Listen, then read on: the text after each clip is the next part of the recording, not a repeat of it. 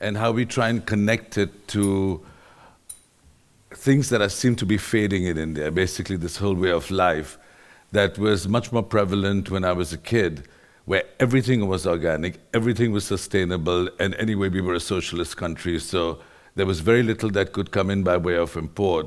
But just to present the flip side, I remember sometime in the 70s, my mother jumping with joy when she saw her first polyester sari, because she said she could go to Delhi for the day and come back and it wouldn't crush. Because in Bombay, she changed her saris 3 times a day, and they had to be starched and pressed, and obviously that in itself is not sustainable as a way of life for most people as you move into urban India and live in smaller apartments, and lifestyle has changed completely.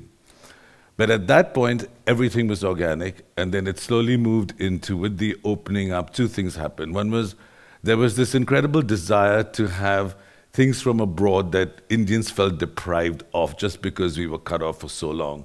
So anything that came from the West or East or anywhere was good, just because it was a deprivation syndrome. And the second thing is that now there were a lot of new industries, and let's say polyester came in.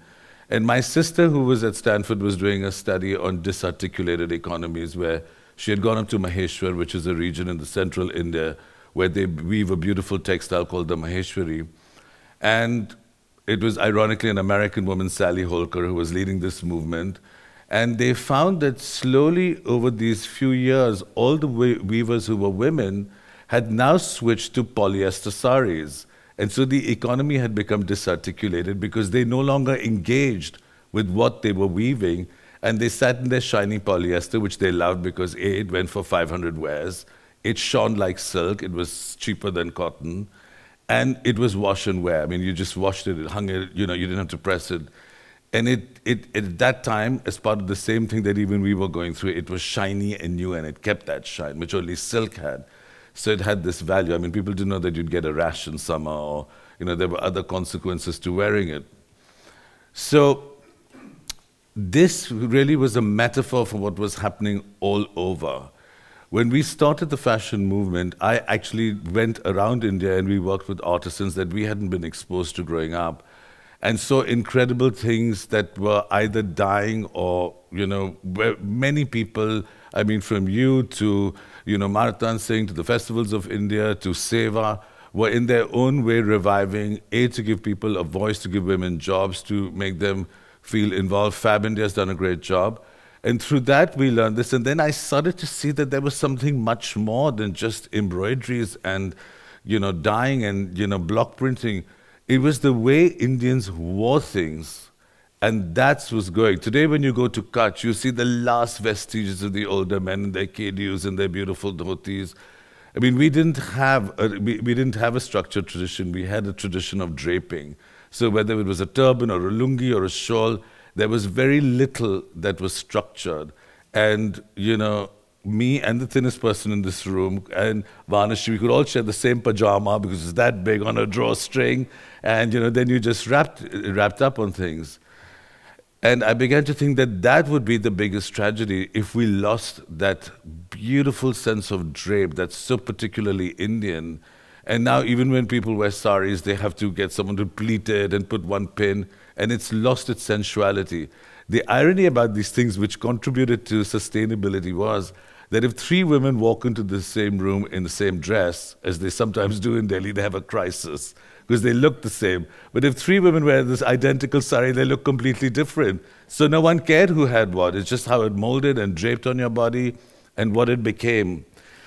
So for me, actually, the idea of sustainability, and through all, not specific to textile, but on all the discussions on sustainability, we keep talking about the role of the media, and of course the media is extremely important in spreading the word, in spreading awareness, in making people aware of their responsibility and what, this whole new consumeristic way of life, what it's doing, because it is not sustainable.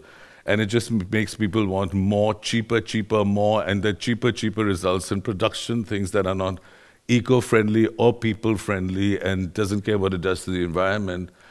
But my problem with the media, certainly in places like India, is because we've got this whole fashion media that's now pushing a Western agenda of fashion. and what the little dress is. And of course these are practical things, but a lot of Indian women don't have the bodies, and a lot of Indian women now feel complexed because they don't subscribe to that Western ideal of fashion. And it's almost become, you've got this ethnic side of India, then you've got the costumes of royal India, which is for weddings, and everything in the middle should be Western. And that's a space that we're trying to navigate as we try and push forward this whole structured drape aesthetic. Because I think it is also very important, and as we see all economies, and economies with confidence are going back to their roots or have never left them, so perhaps as the Scandinavians haven't, which is to understand their identity and to forge a modern way with that identity, not to abandon one thing for something else that you're aping or you cannot be. And so I am always at loggerheads with the media, the fashion media in India, and saying, look, you've never had a sari on the cover of Vogue magazine. To me, there's something wrong. In 8 years, you haven't had a sari. I mean, I know you're pushing Louis Vuitton or whatever, but I think this is very important because it's making people think that that's an old-fashioned or an irrelevant thing. So anyway, there's a wonderful big movement now happening in India. It's actually the crafts have got involved with design. Because again, growing up, we thought Indian crafts were old-fashioned and boring because you saw them in government emporiums, which are still stuck in some time warp.